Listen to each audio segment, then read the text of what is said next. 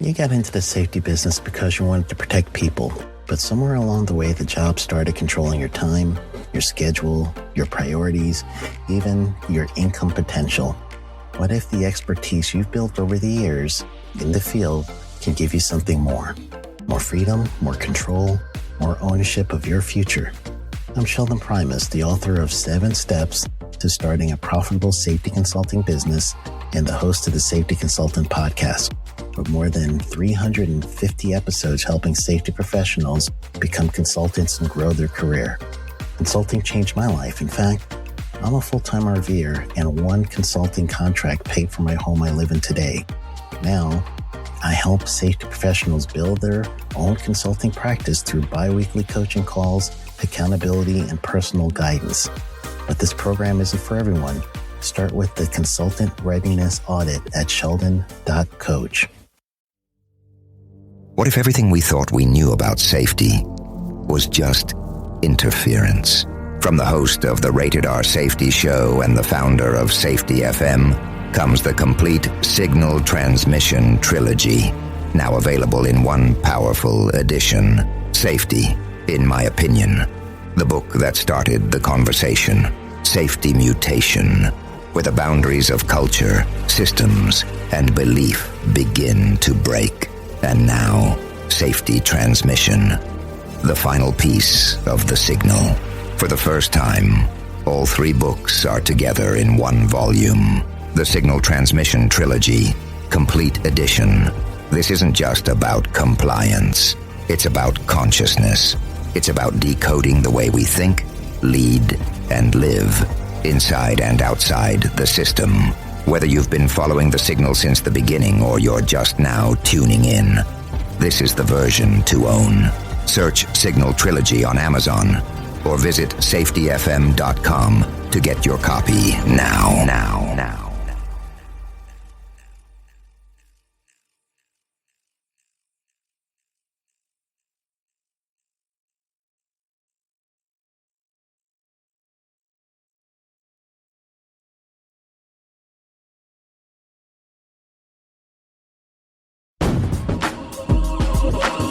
Sheldon Primus. Welcome to the Safety Consultant Show with Sheldon Primus, where we blend safety smarts with business brilliance and a pinch of Sheldon's signature wit. Whether you're a safety pro, a fresh-faced consultant, or just safety curious, get ready for a show that'll educate, entertain, and elevate your safety game. Let's dive into the art of consulting with your safety Sherpa himself, Sheldon Primus. This episode is powered by Safety FM. All right. Thanks for all you guys who are listening today. This is Sheldon Primus with the Safety Consultant Show with Sheldon Primus. Look at that. I feel like Donnie Church. How y'all doing? Welcome to the show where I teach you the business of being a safety consultant. Teach you about OSHA compliance. We learn about just principles for EH&S, environmental health and safety, and some other stuff, right? So welcome to the show.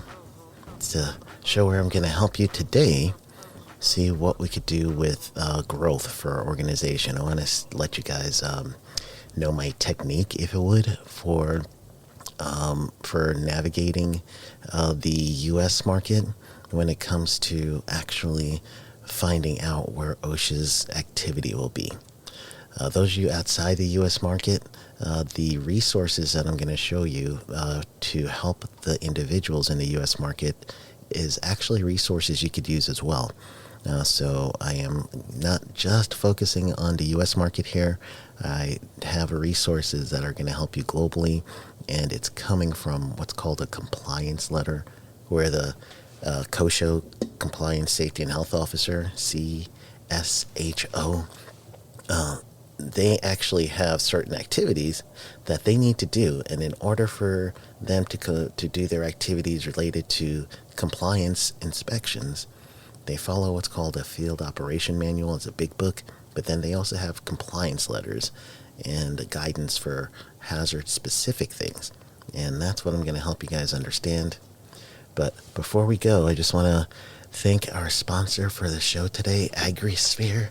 It's just solutions for truly, they've got a multiple array of solutions that you guys could have for EH&S software. And I'm so happy that they're sponsoring this episode because software is going to really help you guys for EH&S. It's going to make your systems and your programs be even more efficient, but then the recall of data is going to help you get smarter. And that's why I'm just so grateful for our sponsor today. But before we get into that, I actually have something that I want you guys to hear. This is going to be an episode I did with the former Deputy Assistant Secretary of OSHA, Jordan Barab. He was number 2 under Dr. Michaels when President Barack Obama was in office in the U.S. So I asked him not several years ago, March of last year. We actually did an interview. I'm going to see if I can get him back on the show. It's about a year ago. Wow. So in this show, I asked him about the roles of the Republican Party versus the roles of the Democratic Party when they take over the administration, the role of OSHA, I should say, with these parties as they're being taking over and advancing their actual cause, I guess, or their mindset. So that's a president will give basically each president in the U.S., when they come in, they get to place people that they want to head different departments. So the Deputy Assistant Secretary of OSHA, or Assistant Secretary of State, Secretary of Labor for OSHA, is Dr. Michaels at this time, of when Jordan Barab was the assistant. They did a bunch of great initiatives. So I want you guys to hear him when I ask him a question. And if you want to go back to the archives, this is Season 4, Episode 258. And listen to what he says, and then I'm going to come back and I'm going to give you guys some tips for what to do for this season with OSHA. So let's listen up. I teach a lot of classes regarding OSHA compliance with a group that is OTIEC, and one of the things that I always tell my students, and help me with maybe a round of fact or fiction right here. So one of the things I tell my students is, generally speaking, if you have a Democrat in office for president, they're going to end up doing more. OSHA will end up being more compliance enforcement, and if you have a Republican in office, it's more compliance assistance, if any compliance. And that's the first thing. Fact or fiction on that one? Let's start with that. Yeah, I think that's fact. Democrats, I think, are more focused on, ensuring compliance and focusing on enforcement and focusing on, those employers that are really not in compliance with the Occupational Safety and Health Act or with good practices.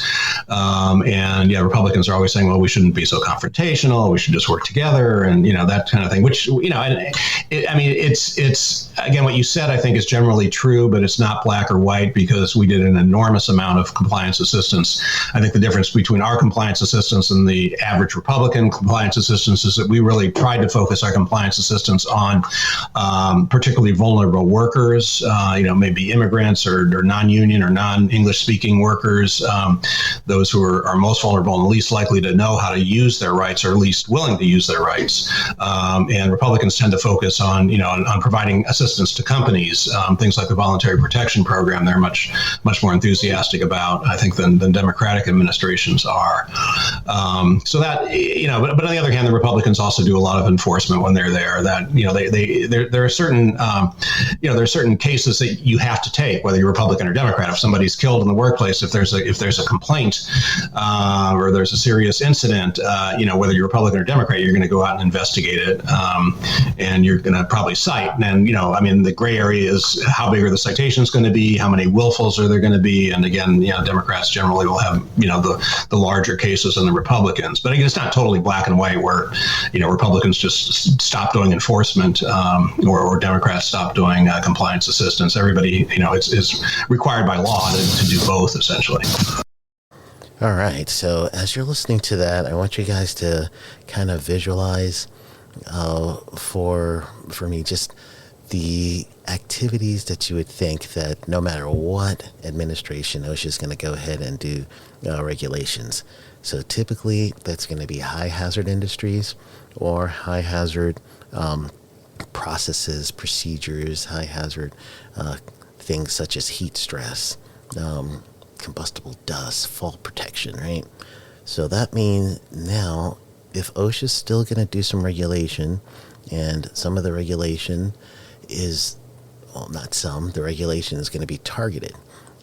Targeted regulation is just truly looking for high hazard, high exposure things. If you want to learn how OSHA does that, go to the Field Operation Manual. I believe it's in Chapter 6, and you can see how OSHA classifies risk, and they'll do a risk probability and severity calculation, but there's no multiplication in that. They don't do probability times severity equals risk. That's some other disciplines. Well, it's our discipline, but just another way of calculating risk. But in OSHA, they actually have 4 categories of probabilities, 2 categories of severity. Nope, 2 categories of probability or severity, and 4 categories of probability. I'm confusing myself. Just go to the Field Operation Manual. That's going to get you out. So, in knowing that, the next thing that you're going to need to do, and my general rule, if you guys don't remember, for those of you that are new listeners, so my general rule is you're not going to be going on the internet while you're driving. Right? So you're going to be listening right now, and then, listen to the whole episode, listen again when you get home, and then now you can follow the actual links I'm going to give you. The OSHA website is osha.gov. So when you get there, well, actually, you could go osha.gov, and you're going to type in the search box NEP, and what that stands for is National Emphasis Program. So the NEP itself is going to help you, and it's going to guide you once you get there. So type in NEP, follow that link. That's going to be the top link that says Active National and Special Emphasis Program Index. That's what it's going to say. It'll be either recommended by the U.S. Department of Labor after you do that search. So then click on that button, and then what you are witnessing are hazards that are going to be related to pretty much high hazard things. So combustible dust is on the list, fall protection, hazardous machinery, heat, hex chrome, lead, primary metals industry, process safety management. Duh. It's got a whole lot of chemicals, right? Ship breaking, silica, trenching and excavation, and warehousing and distribution. All right, so when you get to this page, you see all those hazards. That's the national emphasis programs. There are also local emphasis programs. So when you do the local emphasis, that's when you're going to see it's broken down locally into regions.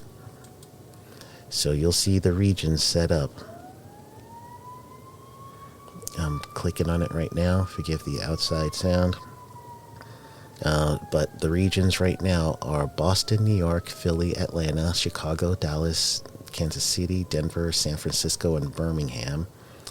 So with these regions, you're actually select the region you're in, and then go ahead and click the hyperlink to that region, and you'll see the regions broken up into states for you guys in the U.S. For those of you guys outside of the U.S., just go through all the regions, because you really need to follow a PDF link. And I'm going to, as soon as you click a region, it kind of has a drop-down menu, and then it tells you the hazard that's specific for that region. So I'm starting with the Boston region right on top. It's got a local emphasis program on seafood processing industry. Again, yeah, of course, Boston, that whole area, Connecticut, Maine, Massachusetts, New Hampshire, Rhode Island, and Vermont. That's a big portion of the U.S. seafood processing industry. So, all right, that makes sense, right? So same thing, you just go through the list, but you'll see a heading And then next to the heading, you're going to actually see a PDF. So you want to click on the PDF that's next to the heading. And the PDF is going to give you details of how the compliance officer will do their compliance activity.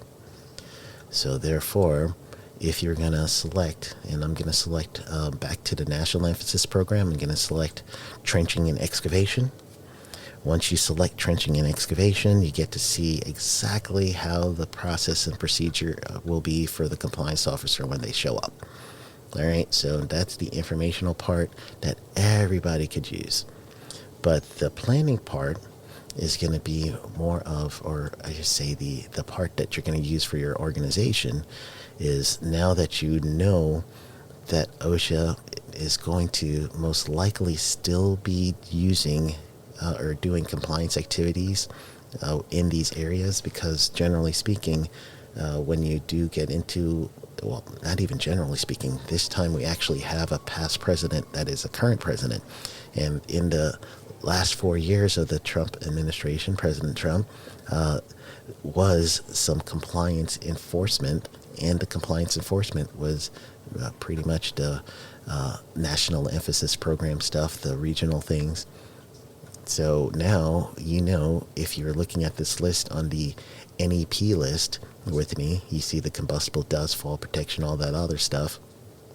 Those are the companies that you're going to be looking for to actually help keep your business running, right? So regulation for all industries is not going to be likely now.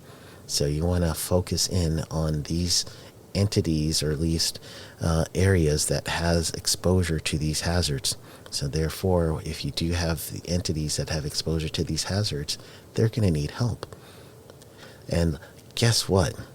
Help can actually come from you. Yes, that is true. You could just go into a place after you kind of like search it out and be like, I am here to help. So generally speaking, that's what we're going to be looking for. And I'm going to, when I come back, I'm going to kind of like show you guys what you should be doing to reach out for these different potential clients. All right. So again, when we come back, I'm going to show you what to do with this information. So I'll see you right back in just a few. We'll be back with more of Sheldon Primus and the Safety Consultant Show in just a moment. Safety decisions shouldn't be guesswork. With AgriSphere, you get real-time data, predictive analytics, and industry-leading training designed to keep your workforce safe and your business compliant. Whether you're aiming for OSHA VPP or ISO 45001, our solutions help you document, track, and approve safety like never before. See the future of EHS today at agrisphere.com. We now return to the Safety Consultant Show. Once again, here's Sheldon Primus. All right, gang. So we're coming back here. I want you guys to just know how to basically approach people like this, right? So with your approach, what you're looking to do is, first you're going to, again, find industries that have this hazard. What you can do is copy the hazard, like select it and do the copy and paste. So I'm on the OSHA NEP site. The very top hazard is combustible dust. I did my mouse to select combustible dust and to highlight it, if you would. The words I did copy on combustible dust so I could have that with me. So now that I'm copying it, I'm going to navigate to OSHA's website, and I'm going to look for the data and statistics page. And on the data and statistics page, that's going to actually help me just kind of like fine tune what my search would be. So first thing I'm going to do is I'm going to look for inspection data on the data page, osha.gov/data. And I'm going to, again, I already copied combustible dust, right? So I'm going to do investigation search, and I'll give you summaries. So I am going to paste combustible dust right into when I hit investigation summaries. So again, this is where I am. I went to data and statistics, and then when you get to data and statistics, you want to hit inspection data, which is kind of like in the middle of that page. And then when you get there, you're going to want to look for investigation searches and summaries. And then when you get there, just paste that hazard that you just copied into either the box that says description or the box that says abstract. You could now kind of wean down or just look at a certain area. So first thing that you want to do is, if you're a static safety consultant, search your region. So just do a search for OSHA office and then select the region that you're in, and then now you can look for your regional office. If you travel all around, then honestly, you could do this search like I do, which is put in the keyword, select the dates. I put in the keyword combustible dust, which was the first one. The dates start at 2002 to 2026. So I'm going to actually just do a 5-year search. Let's do 2020, starting at 2020. So if I'm starting at 2020, do that search. And now as I do that search, OSHA's going to spit back some information. I got nothing for the description on combustible dust in that time frame. So what I do next is I'm going to go ahead and put that same combustible dust in, or that terminology I copied, in the abstract and run it again.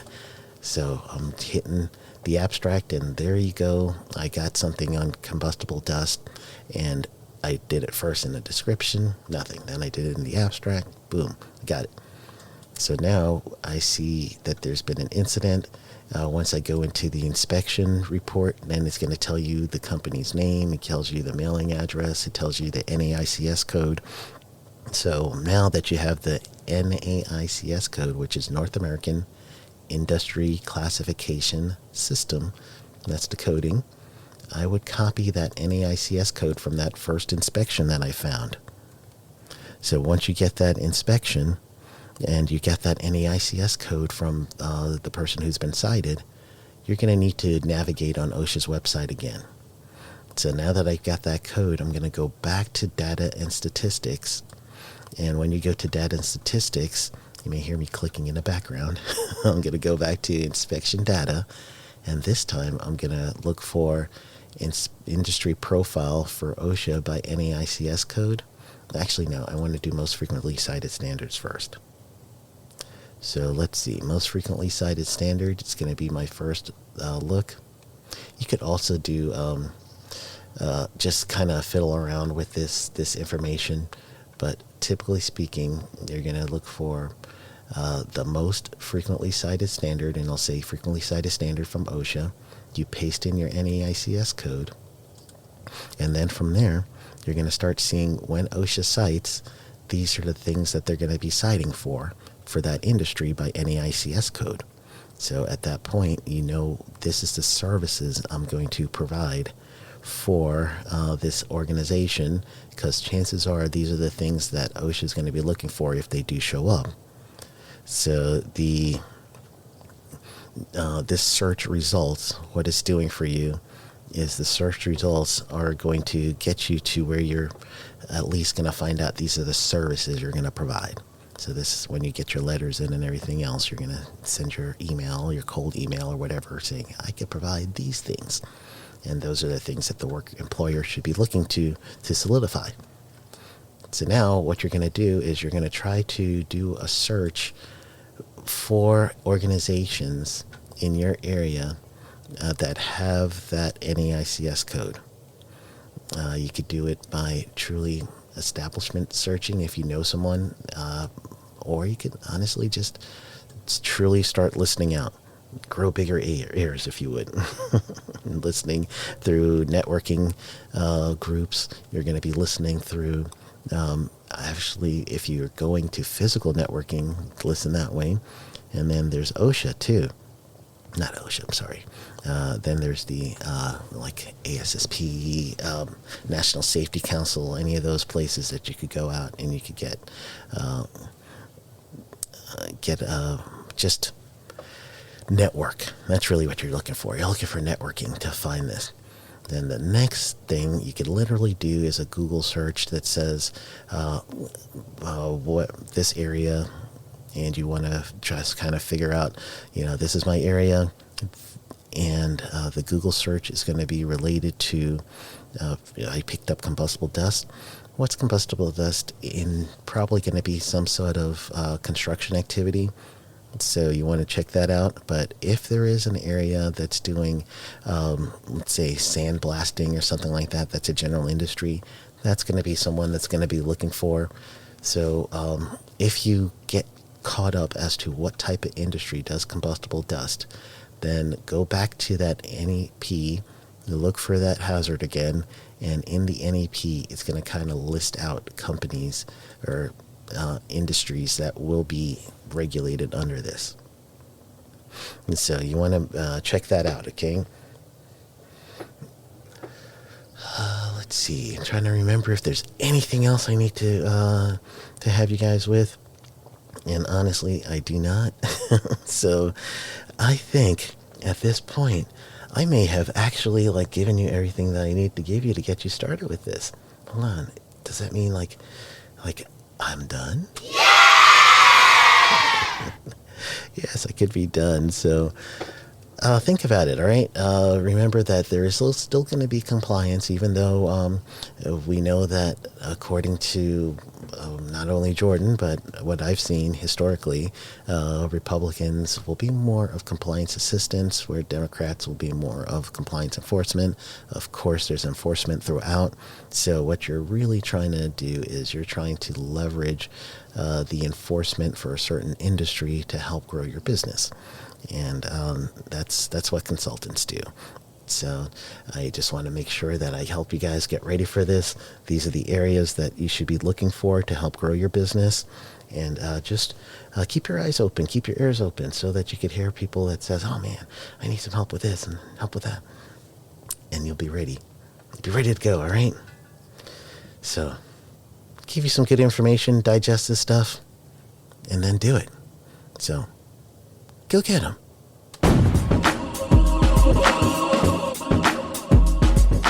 That's a wrap for today's safety show. Remember, safety isn't just about hard hats and caution signs. It's about business smarts too. Thanks for joining us on the Safety Consultant Show with Sheldon Primus. Until next time, stay safe, stay savvy, and keep consulting like a boss. Go get 'em. The views and opinions expressed on this podcast or broadcast are those of the host and its guests and do not necessarily reflect the official policy or position of the company. Examples of analysis discussed within the past hour, only examples. It should not be utilized in the real world as the only solution available, as they are based only on very limited and dated open source information. Assumptions made within this analysis are not reflective of the positions of the company. No part of this podcast or broadcast may be reproduced, stored in a retrieval system, or transmitted in any form or by any means, mechanical, electronic recording, or otherwise, without prior written permission of the creator of the podcast or broadcast, Sheldon Primus. This episode has been powered by Safety FM. You got into the safety business because you wanted to protect people, but somewhere along the way, the job started controlling your time, your schedule, your priorities, even your income potential. What if the expertise you've built over the years in the field can give you something more? More freedom, more control, more ownership of your future. I'm Sheldon Primus, the author of 7 Steps to Starting a Profitable Safety Consulting Business and the host of the Safety Consultant Podcast, with more than 350 episodes helping safety professionals become consultants and grow their career. Consulting changed my life. In fact, I'm a full-time RVer, and one consulting contract paid for my home I live in today. Now, I help safety professionals build their own consulting practice through bi-weekly coaching calls, accountability, and personal guidance. But this program isn't for everyone. Start with the Consultant Readiness Audit at sheldon.coach.